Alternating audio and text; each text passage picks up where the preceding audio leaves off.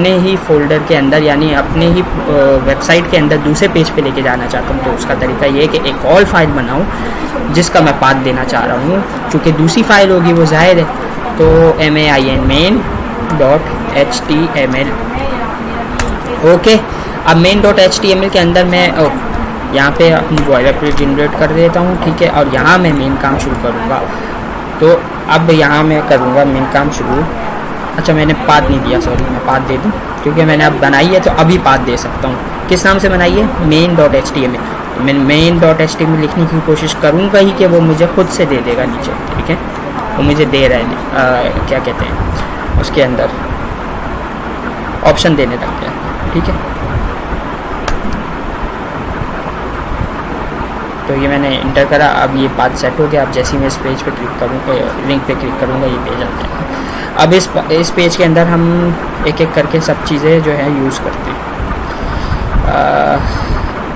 Attribute use कर चुका हूँ मैं अभी तक। एंकर टैग में एट्रीब्यूट href का यूज़ किया, तो एट्रीब्यूट की भी आपको समझ आ गई कैसे यूज़ करना है।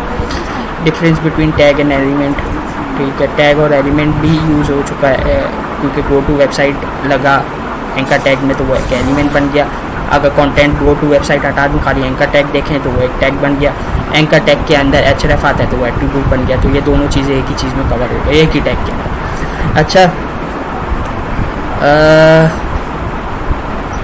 अब ब्लॉक लेवल और इनलाइन लेवल को कुछ यूज़ करते हैं, ठीक है। तो मैं क्या करूँ, मैं करता हूँ कोई एक इमेज लगाता हूँ, ठीक है। img इमेज का टैग होता है, ठीक है। इनलाइन लेवल यूज़ करता हूँ, ठीक है। आपको पता है इमेज में पहले पढ़ा चुका हूँ, इनलाइन लेवल, ठीक है।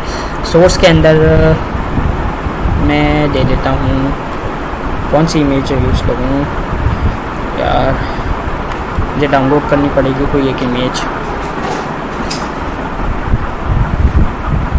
मेरे जहन में एक आ रहा है बंदा जिसकी इमेज डाउनलोड करता हूँ और उसके बारे में थोड़ा सा बताते हैं, या बल्कि नहीं, ज़्यादा अच्छा ये है कि जुनैद जमशेद की इमेज डाउनलोड करके उनके बारे में थोड़ी बात करते हैं। सेव इमेज एस, ठीक है।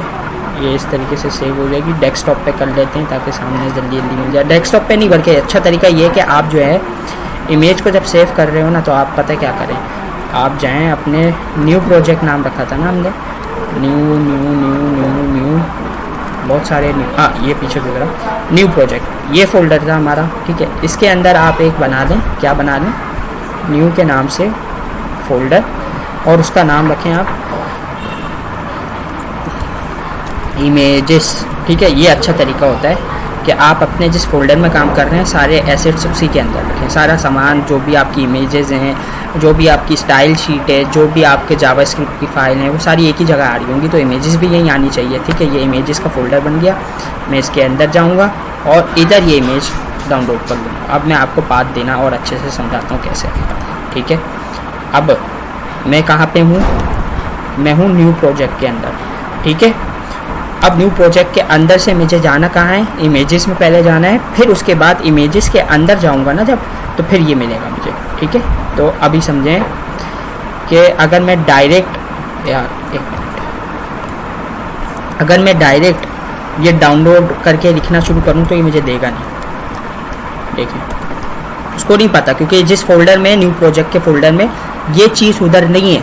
न्यू प्रोजेक्ट के फोल्डर के अंदर एक और फोल्डर है जो इमेजेस का है, उसके अंदर ये चीज़ है, तो उसको पता ही नहीं है, वो मुझे ऑप्शन दे ही नहीं रहा। अब मैं खामखा ये पूरा नाम कॉपी करके यहाँ डालूँ तो दिखाएगा भी नहीं। मिसाल है, मैं इसको कॉपी कर लेता हूँ, कॉपी पाथ, ठीक है, नहीं हाँ कॉपी पाथ, ठीक है यार। ये कॉपी पाथ में पूरा पाथ आ जाता है तो फिर वो दिखाई देगा, तो मैं कॉपी कर लेता हूँ खाली, मेरे ख्याल से फिर पाथ पूरा नहीं आएगा, नहीं कॉपी पाथ ही करना पड़ेगा। चलें कॉपी पाथ कर लेते हैं, खैर कॉपी पाथ करेंगे तो पूरा पाथ आ जाएगा, फिर बात वही हो जाएगी। पाथ जब पूरा आएगा शुरू से तो उसको पता चल जाएगा कहाँ जाना है मैंने। तो हम ऐसा करते हैं, हमें अगर तरीका ये होता है अंदर जाने का कि जिस फोल्डर में, न्यू प्रोजेक्ट के फोल्डर में अब एक और फोल्डर में जाना है, तो उस फोल्डर का नाम क्या है, इमेजेस। तो मैं वो लिखने की कोशिश करूँगा। आ गया मेरे पास फोल्डर इमेजेस के नाम से, जैसे ही आई लिखा आ गया ना, अब इसको इंटर करूँगा, देन अब वो फोल्डर खुल चुका है और उसके अंदर फ़िलहाल मेरे पास एक पिक्चर है, और मुझे पता है वही पिक्चर मुझे लगानी है। अगर 10 पिक्चर होंगी तो फिर पिक्चर्स के नाम भी मुझे अच्छे से समझने पड़ेंगे, या उसको रीनेम करके सेट करूँगा अपने हिसाब से कि कौन सी पिक्चर कहाँ लगानी है। जैसे जुनैद जमशेद है तो डाउनलोड 9 के हिसाब इसको डिलीट करूँगा, डाउनलोड 9 को रीनेम करूँगा, मतलब डिलीट से मुराद इस चीज़ को रीनेम करूँगा और जुनैद जमशेद लिखूँगा। तो अभी फ़िलहाल एक ही है तो मुझे पता है वो उन्हीं की है, तो मैं इंटर कर देता हूँ। ठीक है, इंटर हो गया, F5 दबाया और खोल दिया, आ गया जुनैद जमशेद की पिक्चर आ गई। अच्छा ये बहुत छोटी पिक्चर है, ठीक है, इस पिक्चर का साइज़ बहुत छोटा है, थोड़ी सी CSS देखनी पड़ेगी या पिक्चर बड़ी यूज़ कर लूँ। चूँकि CSS आपको थोड़ी बहुत बतानी है तो मेरे ख्याल से ये पिक्चर सही है, इसी को CSS से थोड़ा साइड सेंटर करेंगे और अपने हिसाब से यूज़ करेंगे। ठीक है, तो अब ऐसा है कि मैंने ये वाला अगर फ़ोल्डर खोलना है तो मैं यहाँ से जाऊँ, क्योंकि आप कह रहे होंगे यार गो टू नेक्स्ट पेज कहाँ चला गया, तो मैं यहाँ से इस वाले फ़ोल्डर को खोलूँगा। फिर जब मैं गो टू नेक्स्ट पेज जाऊँगा तो वो मेरा main.html खोलेगा और यहाँ ये तस्वीर आ जाएगी। ओके, तो अब यहाँ आ जाते हैं, ये इमेज शो आ गई, लेकिन ये इमेज मुझे अच्छी नहीं लग रही। ये मैं कहता हूँ कि यार मुझे बीच में चाहिए। ठीक है, तो बीच में करने के लिए मैं क्या करूँगा, एक कंटेनर यूज़ करूँगा। मैंने आपको एक चीज़ बताई थी कि हम अपनी वेबसाइट में कंटेनर्स यूज़ करते हैं। ठीक है, तो मैं लिख देता हूँ डॉट कंटेनर। ओहो स्पेलिंग मिस्टेक हो गई, कंटेन, थोड़ा सा कंफ्यूज हो रहा हूँ, कंफ्यूज नहीं हो रहा, मतलब वीडियो लंबी हो रही है बहुत। अब इस कंटेनर के अंदर नेस्ट कर दूंगा, यानी उसके टैग के बीच में मैं डाल दूंगा इमेज का टैग, जो कि मैंने Ctrl+X करके कट किया था, यहाँ डाल दिया। अब ये कंटेनर के अंदर आ गया। आप सोच रहे होंगे इससे क्या फ़र्क पड़ा। एक फ़र्क तो ये पड़ा कि ये ब्लॉक लेवल हो गया, बाकी क्या फ़र्क पड़ा, तस्वीर तो वैसी की वैसी होगी, आप चेक कर सकते हैं। ठीक है, अब फ़र्क देने के लिए मैं क्या कर रहा हूँ, मैंने इसको एक क्लास यूज़ की है। क्लासेस मैंने आपको बताई थी ना कि क्लासेस जो है सेम हो सकती हैं, यूनिक ज़रूरी नहीं है, यूनिक देना चाहो तो यूनिक भी हो सकती है, लेकिन हम अमूमन जो है एक क्लास को ऐसा बनाते हैं कि उसको बहुत सी जगहों पे यूज़ कर सकें, ताकि हमें ज़्यादा कोड ना करना पड़े। अब इसको किस तरह से अचीव किया जाता है वो भी मैं दिखाता हूँ। तो अब हम स्टाइलिंग की तरफ थोड़ा सा जाने, थोड़ा आप शुरू करें, बिस्मिल्लाह करते हैं। LINK link.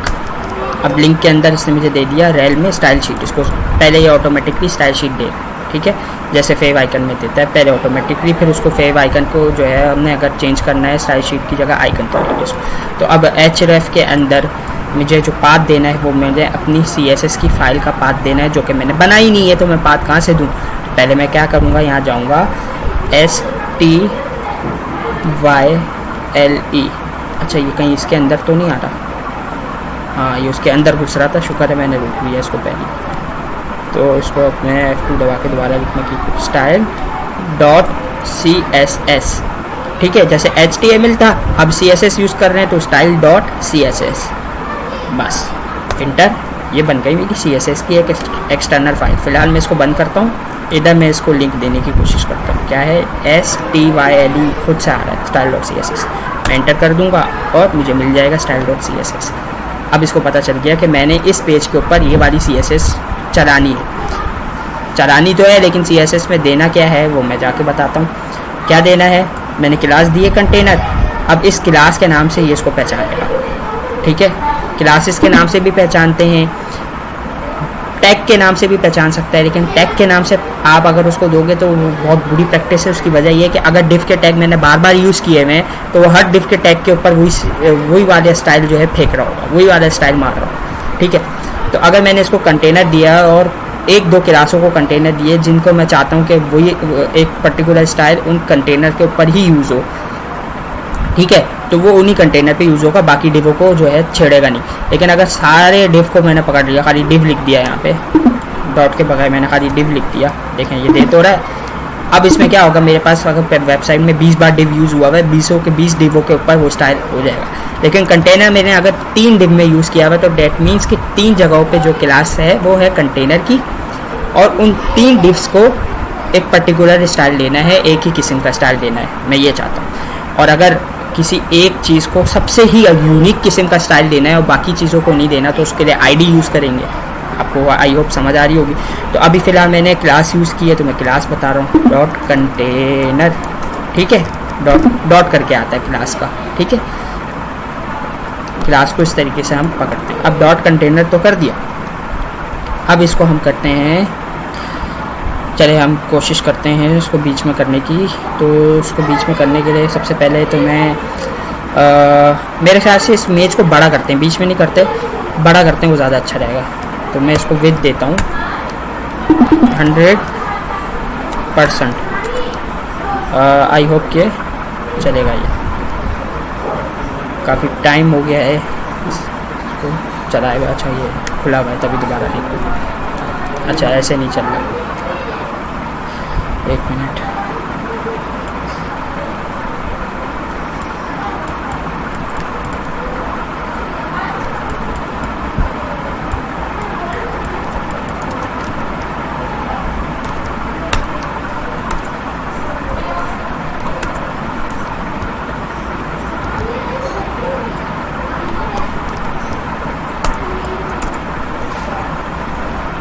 हाँ, तो ये आपने चेक किया, कंटेनर तो डिव था तो इसकी विड्थ तो नहीं बढ़ानी थी, इमेज की विड्थ बढ़ानी थी।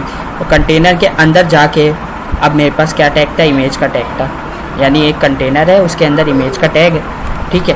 तो उसको मैंने पकड़ के विड्थ दे दी 100%, जो कि बहुत बेहुदा सी लग रही है, फट गए हैं पिक्सल्स इसके इमेज के। तो मेरे ख्याल से ये विड्थ वाला हिसाब अच्छा नहीं है थोड़ा, या इसको 50% कर देते हैं ताकि इतना भी बुरा ना लगे, ठीक है। अब चेक करते हैं, 50% में भी इमेज बहुत बुरी लग रही है, गुजारा करना पड़ेगा इसको। अब टेक्स्ट अलाइन सेंटर करते हैं थोड़ा, ठीक है।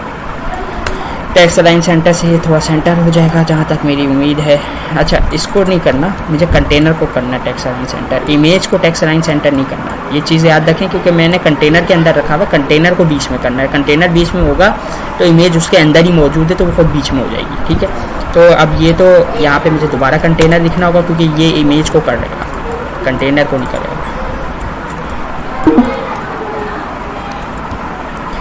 टेक्स्ट अलाइन सेंटर, देखा मैंने कंटेनर को बोला तुम सेंटर हो। अगर मैं इसको करता ना, ये कहता कि कंटेनर तुम में जो इमेज है ना वो सेंटर हो जाओ।